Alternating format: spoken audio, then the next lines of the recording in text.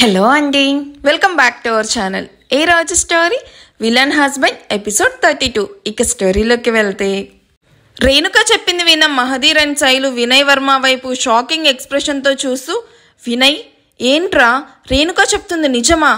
మాదేశ్ కొడుకుతో మన మాయాకి marriage fix చేశారా అంటున్న మహదీర్ని చూసి, యాక్చువల్లీ రేణు హరీష్ మాయాలకు పెళ్లి చేయాలని ఎప్పటి నుంచో అనుకుంటుంది మహి. అండ్ హరీష్కి కూడా మాయా అంటే ఇష్టం. సో అందుకే రేణు వాళ్ళకి మ్యారేజ్ చేయాలనుకుంటుంది. వాట్ అబౌట్ మాయా? తనకు కూడా హరీష్ అంటే ఇష్టమేనా? ఈ విషయం గురించి నాతో నువ్వు ఎప్పుడు చెప్పలేదు ఎందుకురా? మర్చిపోయి ఉంటాడు మహదీర్ గారు. నిజం చెప్పాలంటే జై హరిని అండ్ మాయా హరీష్ల మ్యారేజ్ ఒకే రోజు చెయ్యాలి అని కూడా ప్లాన్ చేస్తున్నాము. సో చూడాలి, మాయా స్టడీస్ అయిపోయాక మ్యారేజ్ చేస్తాం, బట్ ఎంగేజ్మెంట్ మాత్రం కాస్త ముందే చెయ్యాలి అని చూస్తున్నాం అంటూ నవ్వుతూ చెప్తుంది రేణుక. మాయా మ్యారేజ్ గురించి షాక్ అవుతున్న వీళ్ళకి జై మ్యారేజ్ గురించి తెలిసి మరింత షాక్ అవుతారు. వీళ్ళు ఇలా ఉండగానే మాదేశ్ వేతాలను తీసుకొని డైనింగ్ ఏరియాకి వెళ్ళిన రేణుక ఇద్దరికి దగ్గరుండి లంచ్ సర్వ్ చేస్తూ ఉంటుంది. నేను అడిగిన దానికి ఆన్సర్ ఇవ్వవేంటి వినయ్? నిజంగా వాళ్ళకి మ్యారేజ్ చేయాలనుకుంటున్నావా? మరి జైకి మ్యారేజ్ చేసుకోవడం ఇష్టం లేదని చెప్పావు. ఏంట్రా ఈ కన్ఫ్యూజన్ నాకు? మాహి, నిజంగా నా కొడుకు కూతురికి మ్యారేజ్ చెయ్యాలి అనుకుంటే దాని గురించి నీతో చెప్పకుండా ఉంటానా? కేవలం రేణుకి మాత్రమే మాయా మ్యారేజ్ హరీష్తో చెయ్యాలని ఇష్టం తప్ప ఇంట్లో ఎవ్వరికీ ఇష్టం లేదు. మెయిన్గా మాయాకి కొంచెం కూడా ఇష్టం లేదు. అదే విషయాన్ని ఇప్పుడు చెప్పి రేణుతో ఆర్గ్యూ చేసి గొడవ పడ్డం నాకు ఇష్టం లేదు. ఎందుకంటే మనం చాలా ఇయర్స్ తర్వాత మీట్ అయ్యాం. ఈ హ్యాపీనెస్ను నేను స్పాయిల్ చేయాలి అనుకోవడం లేదు. So leave it. రేణుని చూస్తుంటే వాళ్ళకి మ్యారేజ్ జరిపించేదాకా ఊరుకునేలా లేదు వినయ్. నువ్వు ఒకసారి గట్టిగా చెప్పాల్సింది. అయినా హరీష్ మీద నాకు గుడ్ ఒపీనియన్ కూడా లేదు. చిన్నప్పుడే వాడు చాలా రౌడీగా ఉండేవాడు. అలాంటి వాడితో మాయా పెళ్ళేంట్రా? మనిషిని ఒకసారి చూసి క్యారెక్టర్ డిసైడ్ చేయకూడదు మహి. హరీష్ చిన్నప్పుడు ఎలా ఉన్నా ఇప్పుడు అన్నీ దగ్గరుండి వాడే చూసుకుంటున్నాడు. బట్ జై చిన్నప్పుడు ఎంత మంచిగా చదివేవాడు. ఇల్లు స్కూల్ తప్ప ఏమీ తెలియదు అనుకునేవాళ్ళం. బట్ నౌ అంటూ ఆపేసిన వినయ్ని చూసి, జై గురించి వినయ్ ఏదో హైడ్ చేస్తున్నాడు, అదేంటో అంకుల్ని అడగాలి అనుకొని అక్కడితో టాపిక్ డైవర్ట్ చేస్తాడు మహదీర్. రే అన్నయ్య, ఏమైంది? ఎందుకు ఏడుస్తున్నావంటే చెప్పకుండా ఆడపిల్లలాగా ఏడుపోయినరా అని అమర్ను 26వసారి ఏమైందో చెప్పు అని అడిగి విసిగిపోయిన మాయా విసుగ్గా అమర్ వైపు చూస్తూ అరుస్తుంది. నా ఏడుపు నీకు కామెడీ అయిపోయింది కదా అని ముక్కు చీదుతూ, అంతా రాక్షసి వల్లే నాకు ఈ దుస్థితి వచ్చింది. దాని పని నేను లేచాక చెప్తాను. దెబ్బ మీద దెబ్బ కొట్టింది అది అని మాన్యాను తిట్టుకుంటూ మాయా హెల్ప్తో అక్కడే ఉన్న బెంచ్ మీద కూర్చుంటాడు. నువ్వు మాన్య ఏమైనా మళ్ళీ గొడవ పడ్డారా? నీకు అసలు బుద్ధి లేదన్నయ్య.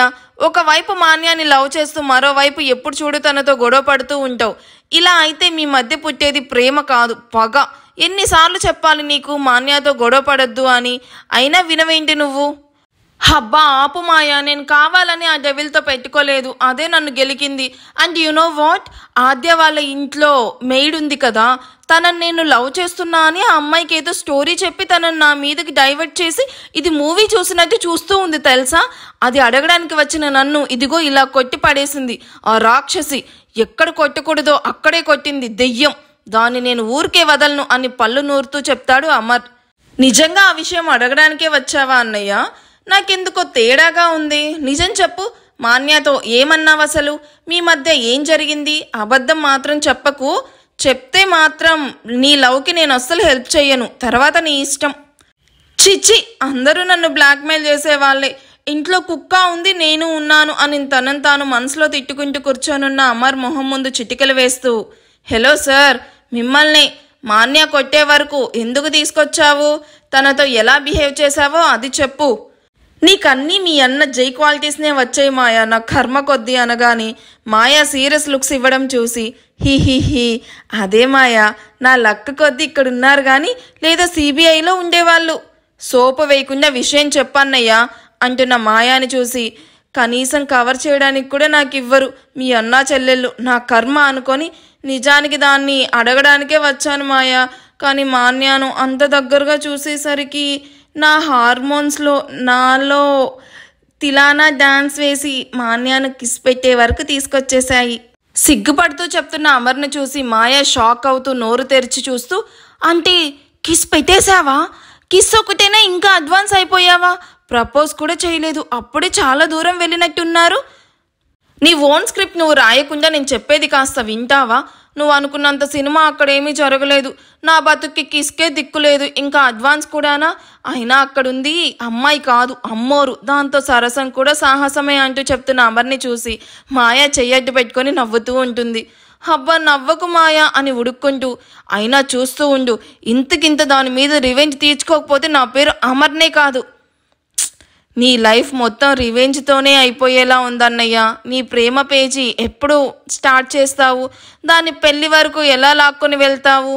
దానికి మా దగ్గర ఒక మాస్టర్ ప్లాన్ ఉంది అని నవ్వుతూ చెప్తున్న అమర్ వైపు డౌట్గా చూస్తూ ఏంటది అని అడుగుతున్న మాయాకి తన ప్లాన్ చెప్పే లోపే ఆద్యమాన్య రావడంతో మళ్ళీ చెప్తా అని టాపిక్ డైవర్ట్ చేస్తాడు అమర్. హే మాయా, ఇక్కడేం చేస్తున్నావు? నీకోసం మొత్తం వెతుకుతూ ఉన్నావు. మార్నింగ్ నుండి నీతో సరిగ్గా మాట్లాడడానికి కూడా టైం కుదరట్లేదు. పద కాసేపు మాట్లాడుకుందాం అని అడుగుతుంది ఆద్య. అలాగే వదినా అంటూ, అన్నయ్య నువ్వు కూడా లోపలికి రా, పద లోపలికి వెళ్దాం అంటూ అమర్ చేపట్టుకుని మాయా లోపలికి నడుస్తూ ఉంటే మాన్య అమర్ని చూసి నవ్వుకుంటూ ఆద్య మాయాలతో నవ్వుతూ మాట్లాడుతూ హాల్లోకి వస్తుంది. హాల్లో కనిపించని జై గురించి అమర్ ఆద్యను అడగగానే ఏదో అర్జెంట్ వర్క్ అని మోషన్ వస్తున్న వాడిలాగా వెళ్ళిపోయాడు అని నవ్వుకుంటూ చెప్పి మాన్య మాయాలతో సోఫాలో సెటిల్ అవుతుంది ఆద్య. అంతా అర్జెంట్ వర్క్ ఏంటి అని ఆలోచిస్తూ జైకి కాల్ చేసిన అమర్కి జై మొబైల్ స్విచ్ ఆఫ్ అని రావడంతో ఏంటి మొబైల్ కూడా స్విచ్ ఆఫ్ అని వస్తుంది అని నుదురు రుద్దుకుంటూ వెంటనే నాన్సీకి కాల్ చేస్తూ బయటికి నడుస్తాడు. ఆద్యతో నవ్వుతూ మాట్లాడుతూ, వదిన టుమారో ఈవినింగ్ షాపింగ్కి వెళ్దాం. నా కాలేజ్ అవ్వగానే డైరెక్ట్గా మాల్కి వచ్చేస్తా. మీరు కూడా డైరెక్ట్గా షార్ప్ 6కి వచ్చేయండి. షాపింగ్ తర్వాత అందరం డిన్నర్కి కూడా బయటనే చేద్దాము. సరే వస్తాను, కానీ నువ్వు మాత్రం నీ గున్నాని అదే నీ అన్నని తీసుకురాకు. వాడు వచ్చాడంటే నా మూడ్ మొత్తం ఆటోమేటిక్గా ఆఫ్ అయిపోతుంది. సరేలే వదిన, తీసుకురానులే, నేను ఒక్కదాన్నే వస్తాను. అండ్ మాన్య నువ్వు కూడా కన్ఫామ్గా రావాలి. ఎలాగో విలేజ్కి అందరం వెళ్తున్నాం కాబట్టి కాస్త ట్రెడిషనల్ వేర్ షాపింగ్ చేయాలి అని మాట్లాడుతూ ఉన్న మాయ సడన్గా రేణుకాతో అక్కడికి వస్తున్న మాదేశ్ని చూసి షాక్ అవుతూ పైకి లేచి వెళ్ళి ప్రతాప్ పక్కన కూర్చొని, తాతయ్య వీళ్ళెప్పుడొచ్చారు అని అసహనంగా అండ్ అంతే షాకింగ్గా అడుగుతూ ఉంటుంది. చాలాసేపు అవుతుంది అని అంతే మెల్లగా ఆన్సర్ చేసి, మీ మామయ్య ఇప్పుడు నిన్ను చూడగానే తెగ యాక్ట్ చేస్తాడు చూడు అని చెప్తున్న ప్రతాప్ని చూసి మాదేశ్ వైపు చూస్తూ ఉంటుంది మాయ. మాదేశ్ కూడా అప్పుడే మాయాని చూసి, అరే చిట్టి తల్లి నా బంగారం ఎలా ఉన్నావురా అంటూ మాయాను పైకి లేపి మరి హక్ చేసుకుంటూ తల నిమురుతూ ప్రతాప్ చెప్పినట్టు యాక్టింగ్లా కాకుండా క్యారెక్టర్లో జీవిస్తూ మరి తెగ ప్రేమ కురిపిస్తూ మాదేశ్ నుండి దూరం జరుగుతూ, ఫైన్ మావయ్య, హవ్ యూ, ఎప్పుడొచ్చారు ఇండియా అని నార్మల్గా విష్ చేస్తూ అడుగుతుంది. ఇవాళే వచ్చాను మాయా. యునో ఇండియాలో ల్యాండ్ అవ్వగానే మా ఇంటికి కూడా వెళ్లకుండా మీ అందరినీ చూడాలి అని డైరెక్ట్గా ఇక్కడికే వచ్చేసాను. మీరంటే నాకు అంత ఇష్టం. ఇష్టమా తొక్క, ఎక్కడ మమ్మీ కూడా చేంజ్ అవుతుందో అని భయపడి వచ్చుంటావు అనుకొని పైకి మాత్రం చిన్న స్మైల్ వదిలి సైలెంట్గా ప్రతాప్ పక్కన వెళ్ళి కూర్చుంటుంది. మాయ ఇగ్నోరెన్స్కి కోపం వస్తున్నా కష్టంగా కంట్రోల్ చేసుకుంటూ పక్కనే ఉన్న సోఫాలో కూర్చొని, మాయా నీకోసం ఇంటి దగ్గర హరీష్ వెయిట్ చేస్తూ ఉంటాడు, పద అందరం మా ఇంటికి వెళ్దాం, ఇవాళ అక్కడే అందరికీ డిన్నర్ ప్లాన్ చేశాను అంటూ రేణుక స్టార్ట్ అవుదామా అని తనకు సైగ చేయగానే రేణుక అందరినీ తొందర పెడుతూ వెంటనే మాదేశ్ ఇంటికి స్టార్ట్ అయ్యేలా చేస్తుంది. మాదేశ్ వెళ్ళడానికి పైకి లేస్తూ ఫార్మాలిటీ కోసం మహదీర్ ఫ్యామిలీని కూడా తన ఇంటికి ఇన్వైట్ చేస్తాడు. మహదీర్కి ఇష్టం లేకపోయినా వినయ్ కూడా ఇన్వైట్ చేయడంతో డిన్నర్కి వాళ్ళతో వెళ్ళడానికి ఒప్పుకుంటాడు. దాంతో ఆద్య మాన్య కూడా వాళ్ళతో వెళ్ళడానికి తప్పక కదులుతారు. వీళ్ళనేదో ఫార్మాలిటీకి పిలిస్తే వీళ్ళేంటి నిజంగానే వస్తున్నారు. అయినా ఇది కూడా మంచిదేలే, నా స్టేటస్ మహదీర్కి చూపించడానికి ఇదే కరెక్ట్ టైం. డిన్నర్ టైంలో రేణుకాతో మాయాను మ్యారేజ్కి ఒప్పించాలి అని మనసులో కన్నింగ్ ప్లాన్ అప్పటికప్పుడే రెడీ చేస్తాడు మాదేశ్. మీతో కొన్ని విషయాలు మాట్లాడాలి అంకుల్ అని మెసేజ్ పంపిన మహదీర్ వైపు చూస్తూ ఓకే అని తిరిగి రిప్లై ఇచ్చి తనకు ఆఫీస్లో వర్క్ ఉందని డైరెక్ట్గా డిన్నర్కి వస్తానని ప్రతాప్ అక్కడి నుండి వెళ్ళిపోయాక అందరూ మాదేశ్ ఇంటికి స్టార్ట్ అవుతారు.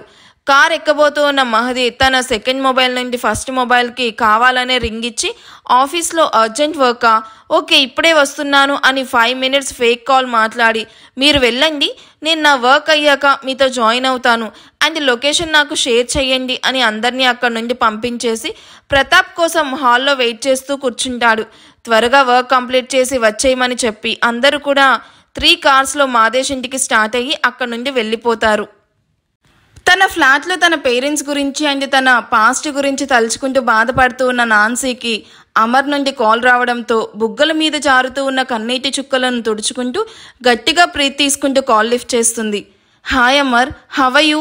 సో లాంగ్ టైం తర్వాత కాల్ చేశావు, ఏంటి విషయం అని ఎప్పట్లాగే తన బాధను తనలోనే సమాధి చేసుకుని పైకి హుషారుగా నవ్వుతూ మాట్లాడుతూ ఉంటుంది నాన్సీ. గుడ్ నాన్సీ, నువ్వెలా ఉన్నావు? విషయం అంటూ ఏం లేదు, జస్ట్ ఊరికే అలా కాల్ చేశాను. Have you? ఎలా ఉంది నీ లైఫ్?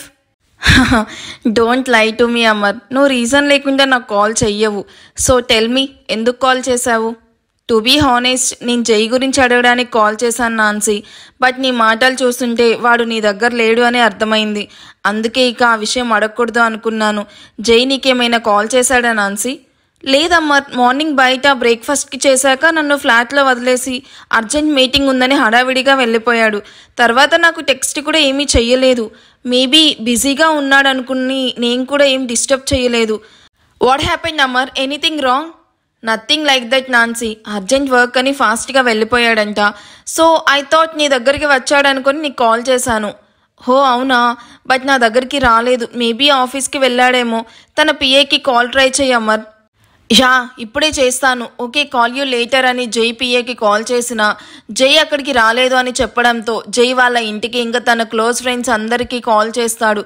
బట్ ఎవరూ రాలేదు అని మాకు తెలియదు అని ఆన్సర్ ఇవ్వడంతో అమర్ మెదడులో వెంటనే తన ఫ్లాష్ స్ట్రైక్ అవ్వడంతో లేట్ చేయకుండా తన కార్ అక్కడికి స్టార్ట్ అయ్యి డైరెక్ట్గా జై ఫ్లాట్కి వెళ్తాడు. జై మెయిన్ డోర్ లాక్ చేయకుండా ముందుకు అలా వేయడం వల్ల అమర్ ఓపెన్ చేయగానే డోర్ ఓపెన్ అవుతుంది.